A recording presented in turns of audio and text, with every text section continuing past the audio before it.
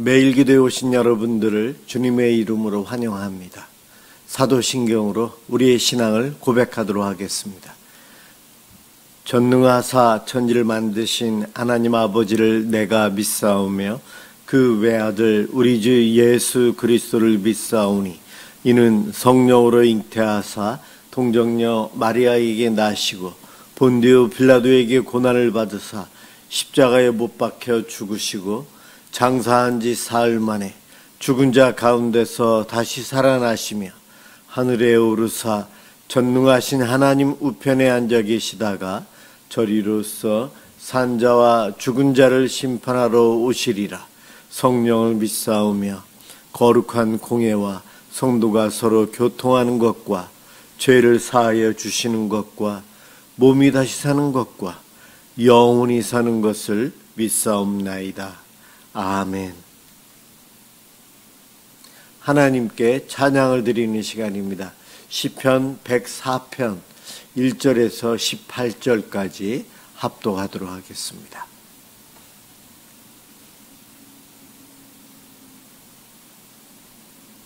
시편 104편 1절에서 18절까지입니다. 1절부터 시작합니다. 내 영혼아 여호와를 송축하라. 여호와 나의 하나님이여 주는 심히 위대하시며 존귀와 권위로 옷 입으셨나이다. 주께서 옷을 입은 같이 빛을 입으시며 하늘을 휘장같이 치시며 물에 자기 누각에 들보를 얹으시며 구름으로 자기 수레를 삼으시고 바람 날개로 다니시며 바람을 자기 사신으로 삼으시고 불꽃으로 자기 사역자를 삼으시며 땅에 기초를 놓으사 영원히 흔들리지 아니하게 하셨나이다. 옷으로 덮음같이 주께서 땅을 깊은 바다로 덮으심에 물이 산들 위로 솟아올랐으나 주께서 꾸짖으시니 물은 도망하며 주의 우레소리로 말미암아 빨리 가며 주께서 그들을 위하여 정하여 주신 곳으로 흘러갔고 산은 오르고 골짜기는 내려갔나이다. 주께서 물의 경계를 정하여 넘치지 못하게 하시며 다시 돌아와 땅을 덮지 못하게 하셨나이다. 여호와께서 샘을 골짜기에서 솟아나게 하시고 산 사이에 흐르게 하사 각종 들짐승에게 마시게 하시니 들나귀들도 해가라며 공중의 새들도 그 가에서 깃들이며 나뭇가지 사이에서 지저귀는도다. 그가 그의 누각에서부터 산에 물을 부어주시니 주께서 하시는 일의 결실이 땅을 만족시켜 주는도다. 그가 가축을 위한 풀과 사람을 위한 채소를 자라게 하시며 땅에서 먹을 것이 나게 하셔서 사람의 마음을 기쁘게 하는 포도주와 사람의 얼굴을 윤택하게 하는 기름과 사람의 마음을 힘있게 하는 양식을 주셨도다. 여호와의 나무에는 물이 흡족하며 곧 그가 심으신 레바논 백향목들이로다. 새들이 그 속에 깃들이며 학은 잣나무로 집을 삼는도다.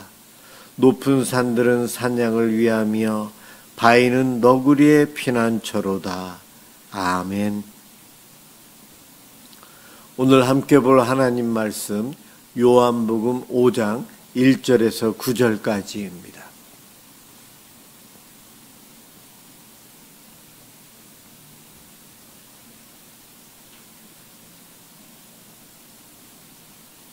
하나님 말씀 요한복음 5장 1절에서 9절까지입니다.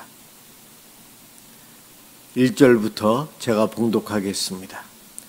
그 후에 유대인의 명절이 되어 예수께서 예루살렘에 올라가시니라. 예루살렘에 있는 양문 곁에 히브리 말로 베데스다라 하는 못이 있는데 거기에 행각 5이 있고 그 안에 많은 병자, 맹인, 다리 저는 사람, 혈기 마른 사람들이 누워 물의 움직임을 기다리니 이는 천사가 가끔 못에 내려와 물을 움직이게 하는데 움직인 후에 먼저 들어가는 자는 어떤 병에 걸렸는지 낫게 되밀어라. 거기 38해 된 병자가 있더라. 예수께서 그 누운 것을 보시고 병이 벌써 오래된 줄 아시고 이르시되 네가 낫고자 하느냐? 병자가 대답하되 주여, 물이 움직일 때에 나를 못에 넣어주는 사람이 없어 내가 가는 동안에 다른 사람이 먼저 내려가나이다. 예수께서 이르시되 일어나 내 자리를 들고 걸어가라 하시니 그 사람이 곧 나아서 자리를 들고 걸어가니라. 이날은 안식일이니. 아멘. 네가 낫고자 하느냐라는 제목으로 이 시간 함께 은혜를 받고자 합니다. 세상 일이 우리 뜻대로 안 될 때에 이것이 금방 회복이 되면은 그래도 잘 이겨내지만 안 되는 일들이 계속해서 겹치고 어려운 시간이 길어지면 길어질수록 의지가 약한 우리들은 금세 포기하게 되고 포기한 상태에 머물러 있으면서 그 안에 갇혀서 살아가는 자포자기한 인생, 삶 같지도 않은 삶을 살아가게 됩니다. 이러한 어려움을 겪는 이들을 하나님은 그냥 모른 척 하지 않으십니다. 오늘 예수님, 본문에 나와 있는 예수님은 그냥 치유해 주시는 분이 아니세요. 예수님이 어떠한 분이신지 이 38년 된 병자를 고쳐주시면서 우리 모두에 대한 하나님의 사랑이 어떠하신지, 또 이 땅에 오신 예수님이 어떠한 분인지를 다시 잘 알려주고 있는 본문이에요. 우리 인생에서 멈춰버린 시간과 같은 그러한 순간들, 끝나지 않은 오래된 질병, 그것으로 인해서 고착된 상황 속에 있다 보면 우리는 어느덧 마음을 포기하게 됩니다. 희망도 흐려져서 앞이 보이지 않아요. 그렇게 38년 동안 병자로 누워있는 한 사람, 예수님께서 예루살렘에 절기를 맞이해서 갔다가 베데스다라고 하는 연못을 찾아가십니다. 그곳에 만나서 회복시켜 주실 한 불쌍한 사람이 있는 거예요. 베데스다, 전해져 오는 전설은 그 연못에 물이 막 출렁거리면 천사가 왔다 가는 거기 때문에 그 물에 처음 들어가는 사람은 어떠한 병이든 고침받는다라는 전설이 있었어요. 그 전설대로 정말 고쳐졌는지 잘 모르겠습니다. 그러나 그것을 믿고 당시 의학적인 발달, 지금과는 비교가 안 될 정도로 미미했죠. 2000년 전인데요. 질병으로 고통당하는 많은 사람들이 베데스 연못가에서 물이 출렁거리기를 기다리고 있어요. 어느 한순간 물이 출렁이면 가장 먼저 뛰어들어가기 위해서 준비를 하고 있어요. 가족과 함께 그곳에서 기다리는 사람이 있었는지 모릅니다. 명절을 맞이해서 이 베데스다 연못에서 치유받고자 환자들이나 가족들이 더 많이 와 있었을 거예요. 능력 있는 사람은 힘 있는 일꾼을 사서 부리면서 함께 있었을 줄 모릅니다. 그 많은 병자들이 있는데 오늘 본문에 보니 장애인들도 있고 고통당하는 참 많은 사람들이 있어요. 그런데 그곳에 예수님께서 누가 요청하지도 않았어요. 기도하지도 않았어요. 그냥 그 물만 바라보고 있는 사람들이 있는 그곳에 예수님은 직접 스스로 찾아가셨어요. 그리고 살펴보십니다. 사람들의 모습을 살피십니다. 그러면서 한쪽에 누워있는 병자를 보면서 그의 병이 오래된 것을 알고 계셨어요.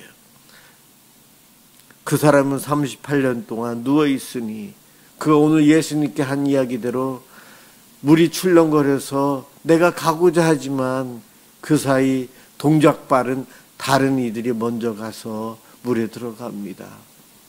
저는 여기에 와 있은 지 벌써 오래되었고 많은 사람들이 저 물에 들어갔다 나오는 것을 보았지만 나는 내 힘으로 아무도 도와주지 않게 들어갈 수가 없습니다.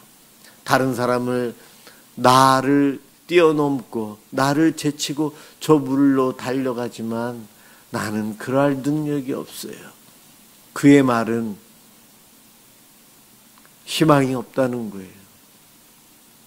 의지마저도 꺾여 있는 상태예요.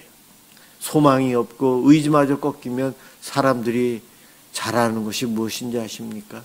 자살하는 거예요. 자기 생명을 버리는 거예요. 자살하지 않으면 어딘가 가서 혼자 숨어서 살아요. 아무것도 안 하고 그냥 구걸하면서 살든지 어떠한 사람으로서 의미 있는 삶을 포기하고 짐승처럼 시간만 때우고 있어요. 그러면서 그 환경, 그 어려운 그 환경에 몸이 적응하고 익숙해져서 그 삶에서 빠져나오지도 않고 짐승과 같은 그 생활, 아무 의미 없는 시간을 보내는 그곳에 익숙해서 거기 머물러서 생활을 합니다. 바로 이 38년 된 병자가 그렇게 살아가는 거예요. 예수님은 그를 주목합니다. 그를 주목해요. 그에게 다가가셔서 묻고 말씀하시고 치유해 주십니다. 그런데 그 예수님이 하신 이 일이 오늘 9절 끝에 보니 안식일이었어요. 치유받은 이 38년 동안 병자였던 그에게 너 자리를 들고 일어서서 가라 할 때에 그가 자기가 그동안 깔고 누워 있었던 그 지금에 말하면 자그마한 옷, 카페트, 담요 비슷한 것, 그것을 들고 가는데 그것을 들고 가는 것은 안식일을 범하는 겁니다. 그래서 사람들은 그 사람을 또 야단을 치고 안식일에 치유를 하신 예수님을 공격하는 일이 발생합니다. 이 본문을 통해서 알 수 있는 것이 우리 예수님은 절망의 자리에 먼저 찾아오십니다. 도와달라고 하지 않았는데도 예수님께서 찾아가셔서 소망이 없는 자의 자리에 가셔서 그에게 질문을 합니다. 내가 낫고자 하느냐? 내가 낫고자 하느냐? 여러분, 예수님의 이 질문이 어떠한 질문일까요? 내가 낫고자 하느냐? 이 질문을 왜 하셨을까? 당연히 그렇게 질문하면 예라고 대답하지 않을까? 그런데 제가 앞에서도 말씀드렸지만 38년간 이 질병을 가지고 살면서 더 이상 이제는 의미 없이 살아가는 그 사람, 소망도 없이 살아가는 그 사람, 낫고자 하느냐 할 때 이제는 포기했어요. 그것마저도 그렇게 대답할 수 있는 상황에 있는 거예요. 사실 예수님은 내가 낫고자 하느냐 하신 이 질문, 제가 생각하기에 이 38년 된 이 병자의 그 마음속 깊이 억울하고 안타깝고 슬퍼하고 힘들어하는 그의 마음 깊숙한 곳을 예수님은 두드리신 거예요. 연못에 물이 출렁이듯이 38년 동안 있으면서 이제는 더 이상 희망도 없이 가만히 있던 그의 마음속을 예수님은 흔들어 놓은 거예요. 삶의 의미 없이 고침받을 수 있는 희망마저 사라진 그의 마음속을 흔들면서 다시 무엇인가 살아야 될 의미, 고침받고 나도 남들처럼 살아야 되는데 라는 생각을 할 수 있는 그의 마음이 회복될 수 있도록 예수님은 바로 이 38년 된 이 병자의 마음 깊숙한 곳을 터치하신 거예요. 내가 낫고자 하느냐? 이것은 예수님께서 어두운 세상에 빛을 비추신 거예요. 소망이 없이 끝도 없는 깊은 터널 속에 동굴 속에 갇혀 있는 줄 알았는데 입구가 보이는 거예요. 입구가 보여요. 환한 세상이 저기서 보이는 겁니다. 내가 낫고자 하느냐. 그러자 그는 낫고 싶습니다. 고쳐달라고요. 그럴 때 우리 예수님께서 그를 내 자리를 들고 일어나서 가라. 내가 치유해 주겠다 말씀도 안 하세요. 그냥 내 자리를 들고 일어나서 가라. 예수님의 말씀에 능력이 있으세요. 오늘도 우리 주님은 이 밤에 저와 여러분들에게, 우리들에게 질문하십니다. 내가 낫고자 하느냐? 그러면 일어나서 가라. 일어나서 가라.